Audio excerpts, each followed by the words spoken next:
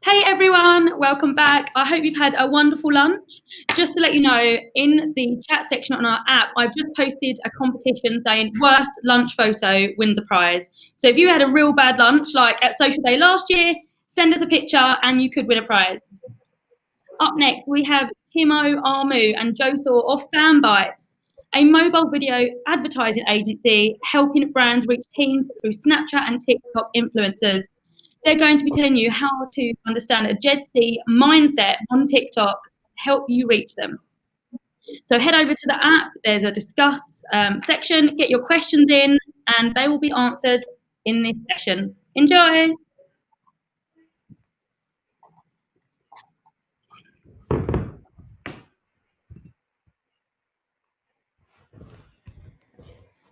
Hey, how's everyone doing? So this is a live Q&A, so that therefore means can people comment in the Q&A just so I know that there are actually people here and I'm not just talking to the wind.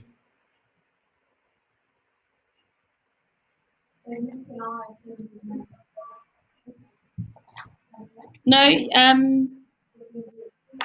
people will be able to hear you and talk and discuss in the chat box. Cool, sweet, all right, awesome. Okay, so hello, my name's Timothy Armu. I'm the CEO of Fanbyte. I just realized there's actually a weird error on this. TikTok. um, and and in this, what we're going to be talking about is actually building a brand off on TikTok. And specifically, what I'm going to talk about is a product that we started, which is called the Byte House. Now, there might be quite a few people here who have heard about the Byte House, and it was we started at the beginning of lockdown. So what Fanbytes is, we help brands like the government, McDonald's, Samsung, and all these guys run campaigns to reach younger audiences on TikTok, Snapchat, Instagram, and YouTube. Um, and actually, at the beginning of lockdown, we started asking ourselves, what if there's a way in which we could bring all these guys together and turn it into its own form of TV and some kind of like an online show? What if we could actually build a whole brand just based off TikTok? So the idea was very six of the biggest TikTokers in the country to come together and live under one roof. And as you can probably tell, if you're doing that at the beginning of lockdown, when everyone is telling you to socially distance, bringing people together would grab a lot of headlines. And as you can see there, we're featured everywhere from BBC, Observer, The Times, The Face, Forbes, Sky News, Daily Mail, all talking about this idea of how these guys are coming together. But for this talk, what I wanted to do was actually share the thinking we've done behind building a brand just off TikTok, and then how you guys as brand marketers can also do the exact same. So here I'm able to get quite a fair bit of press here. And what's interesting is increasingly these guys are now getting into shows. So they've started already doing collaborations with Nickelodeon to create shows with BBC. And actually, we're just about to launch a TV show with one of the TV networks. And it's funny because we did all of this in just 6 months and just primarily starting from TikTok, we built a large brand off that. And detail about how that's actually worked and how a lot of brands might be starting from a similar position in that they don't have a brand at all on TikTok. They don't have a voice on there, and they're trying to make that big leap there. So just some headlines about the Byte House. So in all, there are 27 million followers. There's actually been two more people added in. So there's actually 8 different people in all, 27 million TikTok followers, 18.4 million views, and 2 million Instagram followers. So the audience that they have is quite large. And in there, I just want to show you a bit of who they are. So one is Jake. So Jake is a well-known prankster. He has currently right now about 6.7 million fans on TikTok. And then there's Shawnee, she's currently 8.4 million fans on TikTok. And then Katie, 2.2 million. She's more of a lifestyle influencer. And then Lily as well. She and Katie are actually best friends. 1.2 million. Seb, 2.2. Monty, 556,000. And then you have these two who are like M and Loz. These two come as a pair. They actually have a joint account. Well, it's just called Loz, and they have 1.8 million followers across the board. And what's interesting about the way that these guys come together is Jake and Shawnee are a couple. M and Loz are best friends. Katie and Lily actually went out together, and then they've now become best friends. And then Seb and Monty are a couple as well. And so we have all these people in the squad, and then we have our own joint account called Byte Squad, which I think right now is on 800,000 fans. So to actually grow owned and operator thing to 800,000 fans in quite a short time is another thing we'd be looking into how brands like yourself and marketers can. It's even crazy, as we mentioned, people have started creating fan pages. So people have taken the Byte Squad and started coming up with their own stories. Some of them are a bit not safe for work, and I'm slightly concerned as to where the world is going if they're coming up with these stories. But what's interesting here is just that level of deep engagement. And specifically, the first thing I wanted to look at was why this has taken off and how you as a brand can use these type of principles to really tap into, especially the audience on TikTok there.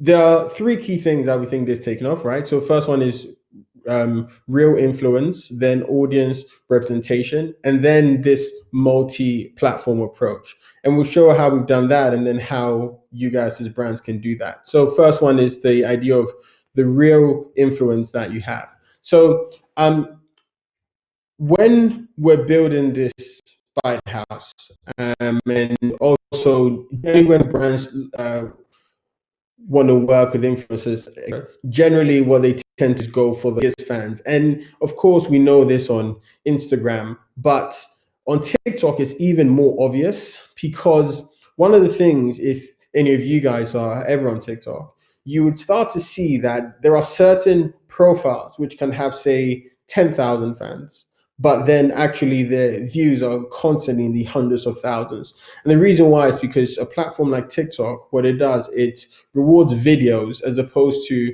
rewarding specific profiles. And so the play that we took here was, people think in which you build a brand or build a group or build some kind of a like this is you bring the biggest people together and go and sell them into brands. But that's very much far from the truth, especially when it comes to TikTok and the whole Gen Z audience. And I write here, maybe this would be true in 2017 when the ecosystem and brands favored big numbers. But one reason why this thing has worked so well is because we believe that real influence comes from true friendship and deep audience insight. And what I mean by that, especially with the Byte House here, is this. Actually, this was just late last year. This guys did a meet and greet in Brent Cross. So these are the people in the Byte Squad. And they shut down the entire shopping center. So the police and the security guards had to be called in order to get people to leave the center and basically stop causing that much chaos. And what's interesting is the way they got these people to come was just 2 hours before they went to the shopping center. They each just said, hey, we're going to go to Brent Cross. And suddenly you had thousands of people here. So as you can see by the video here, by the picture here, was pretty mental.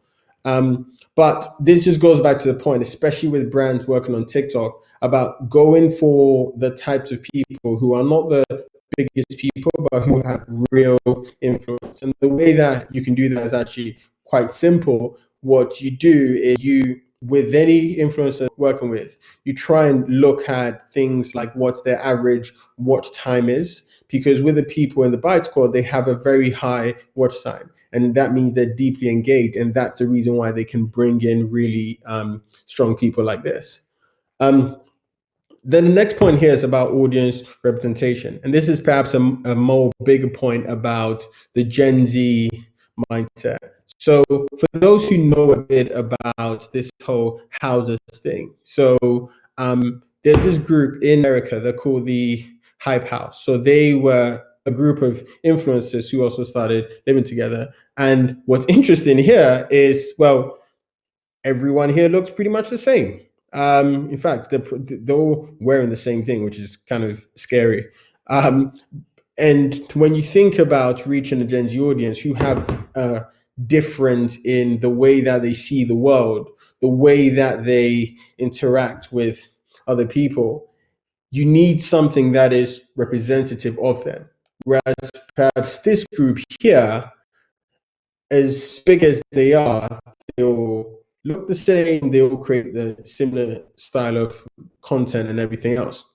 So with the Byte Squad, you had black people, you had white people, you had bisexuals, you have gay people. You know, you have a 17-year-old and a 19-year-old going out, and they are like two gay guys, and they've suddenly become this symbol for a lot of other young people in the world who might be struggling with issues of sexuality. So we actually have been creating a lot of content which is catered to this particular audience, and actually giving them information, insights as to how to navigate the world. But the reason why this works so well is that it's not just a difference in sexual identity or race, but it's a difference in content. So just between these guys, they have skits, pranks, clown makeup, social commentary, dances, story times. And this kind of goes back to when you as a brand are trying to navigate the world of influencers, especially on, say, a platform like TikTok or Instagram, anything to focus to a Gen Z audience. It can be very easy for you to go and say, right, this is the person who is my brand. This is the person who is my audience. But what you find is, especially on the platforms like TikTok, where it's less about the person and the content they create, you can reach that exact same, 18-year-old, 16-year-old by actually tapping into different niches which will reach them, rather than tapping into like the same type of person. So for example, the same person could be interested in dances and makeup and pranks and times and skits, but because they're being hit in so many different ways by your brand, it creates this omnipresence effect, which is a very strong effect to have. And why this matters: content and real life are increasingly blurring, and if you want people to be fully immersed in the content, they have to see themselves in a lot of stuff from fans in us and telling us about how they feel being able to see people who look like them. And as a brand, especially as brands trying to reach a younger audience, I think we have a responsibility to make sure that we are doing that. Otherwise, people tune off and people just tune out. And then the last thing here as to why I think this thing so far been a success is, and this is which most marketers know about, and the idea is to be multi-platform. So sure, we started the genesis of the Byte House on TikTok, but we always say platform dependency would kill you. And the thing is, most influencers and most groups are not able to move elsewhere because they don't have the cultural cachet to move elsewhere. So they go and say, hey, follow me on this. And no one does because they haven't built in that real deeper relationship with the customer. And here, for example, with the Byte House, what we did, I don't know if you guys can see here, but Katie and Lily, what they did was they created a video about why they broke up. And as you can see there, this was the this was the fifth trending video on YouTube on that day. And these guys are actually TikTok YouTubers. But it's just quite interesting to see what happens when you actually start off with a multi-platform approach and you go, we're just not going to do TikTok, we're actually going to be across all the other different platforms as well. So how to insert brands into conversation, because this is something that we've been doing for a long time with brands that we work with. And I thought I'd just give some examples of how we've been able to do that across the board. So this is Rise Above. They're one of the government organizations where we work with them quite a bit. And they came to us because they wanted to be able to get young people to know what they can do during lockdown in order to, not be bored. So the key KPI here was to be able to drive not only engagement, but to drive actual videos as well. So we got the Buy Squad here to just create videos of things that they can do whilst they're actually at home, which they were during lockdown. So I'll show you one of those videos.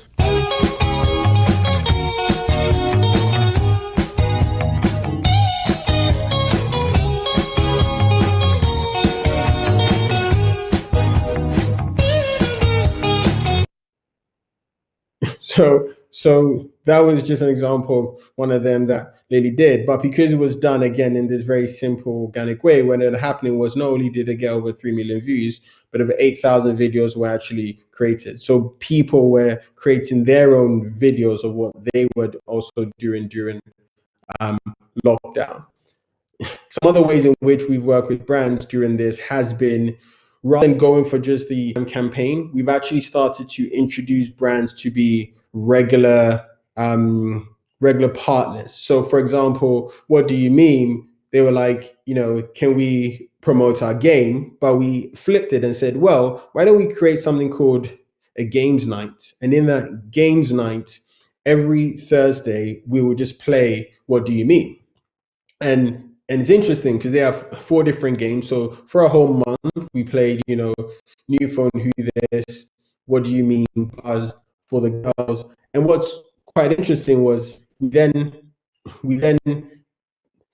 tied to, these were the results on TikTok, but we then tied it also to YouTube. So we created content on TikTok and then on YouTube and games night. What happened was people kept realizing that this was actually this was a known thing of the Byte House. So people were then expecting the next games night over and over and over again. And I think this lends itself quite well to, if you're a brand, especially on TikTok, trying to reach this audience, almost having these regularly scheduled content which you constantly go back to, which people know you for, is probably one of the biggest things which so many people don't actively realize.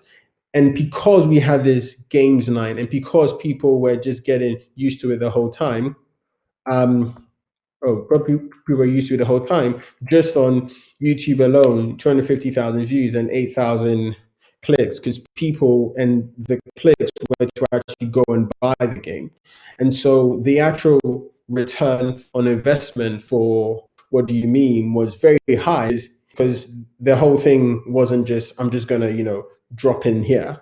Actually, I'm going to be part of the house. I'm going to be part of the narrative, and people are going to get used to it. And I think for brands, that is, especially on TikTok, because people just go, they see a piece of content, they engage with it, and then they move on. If you can create something constantly regular, that will work extremely well for you.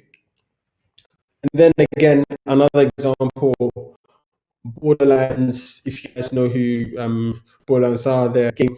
And what we did was we recreated the entire house in Borderlands. So you actually had people like Shawnee creating this content where she took the entire house, turned it into its own Borderlands experience. And then you even had the other people recreating characters in Borderlands and then telling people to also do the same. And that worked again, people had this idea of it not just being, hey guys, go check this out, blah, blah, blah, but actually immersing themselves in the game, immersing themselves in the characters as well. I think we may have a video here actually that could play. Let's prank the Bite Squad by turning the living room from this to look like Borderlands with all the black outlines. I have lots of tape. I will show you what it looks like once it's all been taped up. This took so long, but look how amazing it looks. I feel like I'm in Borderlands. Competition time. Create your own Borderlands content and use the hashtag BorderlandsHouse for your chance to win this amazing staycation pack. The competition is to celebrate the release of the Borderlands Legendary Collection on the Switch. Winner will be announced on the 23rd. Here's the details again. Good luck! So even something as simple as that, which seems more like an ad than not, something as simple as that actually drove a lot of people to engage, because what it did was it said, you guys are at home and we're actually going to realize that because you're at home, there's actually a lot of cool stuff that you can home. Like, for example, turning part of your house into a Borderlands, into a Borderlands scene. And again, as you can see here, 4,000 videos created, 2.5 million views. So this is actively people creating content in UGC. The last example I give here is one of my favorite, Rubik's. And for them, they wanted to drive when it's about Rubik's, but it's also to try and beat this world record, which I think is the most people who viewed Rubik's being solved. I think that was what it was, Joe. It was the most people watching a live streamed tutorial online. Yeah, but watched a live stream tutorial online, bit of a mouthful. And what's interesting about this was, again, everyone did it in their own way. Everyone did it in their own style. But what it really meant was it was conveyed in a way which wasn't, hey guys, go and check this out. So we did this campaign on TikTok, then we drove people to YouTube as well to try and like break the record. But again, because it wasn't just done in this whole, hey guys, go and check it out, and actually show them trying to solve it, that's when it became super interesting. And across the board, 4 million views, 451,000 likes, and 23% engagement rate. But the last thing that I wanted to talk about here was about consumer revenue, especially on TikTok. We get a lot of people talking about, is this just for the likes? Is this just for engagement? And how can you actually drive real sales from this? And when we started this Byte House, we said, you know what, we're actually going to focus on, sure, the brand stuff is great, but we want to prove that you can actually drive real tangible sales from this. And so that's exactly what we did, right? So we asked this question, how do you drive real revenue from TikTok beyond just engagement? And I'm going to show you exactly how so I'm going to show you how 2,000 clothes in 7 days and what you can learn from it, step-by-step playbook. So we decided to bring out some merch, some Byte Squad merch. So you can probably see this is an example of our latest drop. So we did a tie-dye range. So you can get that if you want to get it, bytesquad.shop. And what we did was we built this store, and for our first drop, it was just merch. But rather than just going, hey guys, let's just do some merch, we thought, let's do it in a way, let's launch a Gen Z brand the same way that we Gen Z to actually buy. And let's do it in a way which can be replicable for other brands, so that we can give essentially this playbook and go, this is how you sell products on TikTok. Because I think so many people just kind of think, oh yeah, it's nice for brand awareness, but are people actually going to buy? So the first part of the thing that we did was very simple, was we had some of the guys in the house wearing the merch and just creating videos around it. I think due to time, I may be able to play one, but not all of them. Couldn't play it. But what we did was we had them just wearing the merch and just talking about it. It just say, hey, we've just done this. This is just about to drop, etc. And then what we did was we sent people to this page. So this page was rather than going in and saying, hey, you can now go buy it, we send people directly to this page. And this page is simple. When it drops, we're going to send you a text, but we're also going to make you part of our little squad. And for a lot of e-commerce brands and a lot of fashion brands, in fact, for any brand, it's actually a very easy way, especially when you're trying to reach a younger audience. It's actually a very easy way, rather than go and buy this now, getting them to sign up to some kind of a text or WhatsApp, rather than email, primarily because, of course, the mode of communication right now is through messaging. So being able to do at scale, thing that's going to help you win.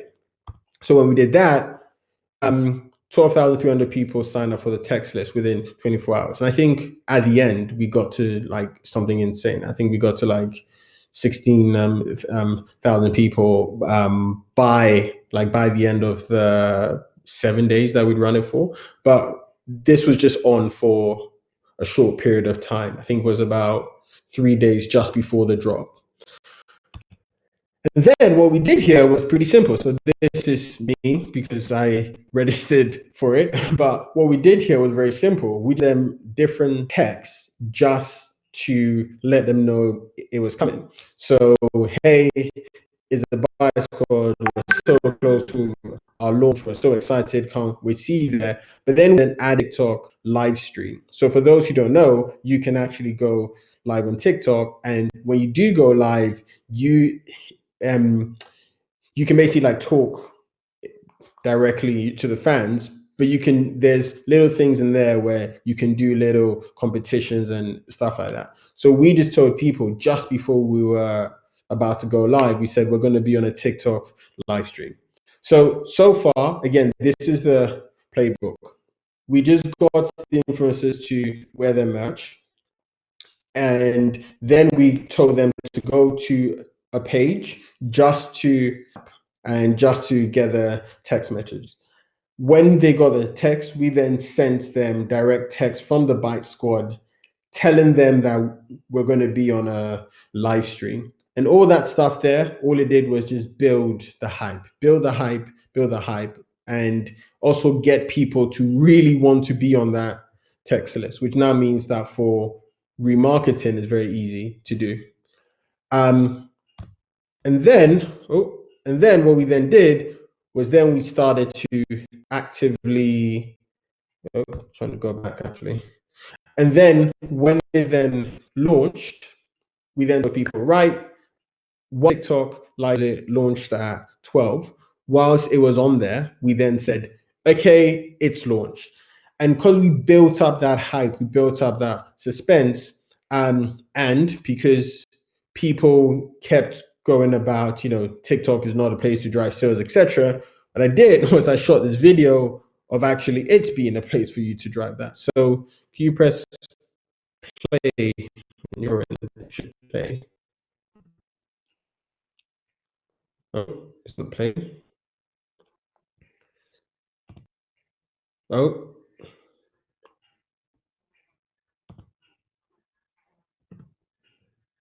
Okay, this is not playing, but I hope to fix that in post. That's a bit weird.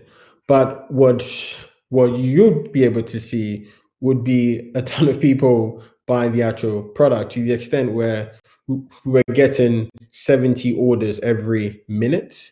I'm actually trying to get it to stage here, but the video just doesn't seem to play.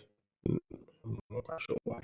And what ended up then happening was thousands of people bought. These are just some of the pictures of people actually wearing it. But then what we then did was a competition on the back end of it, where we then said, take a picture and tag us in you wearing the merch.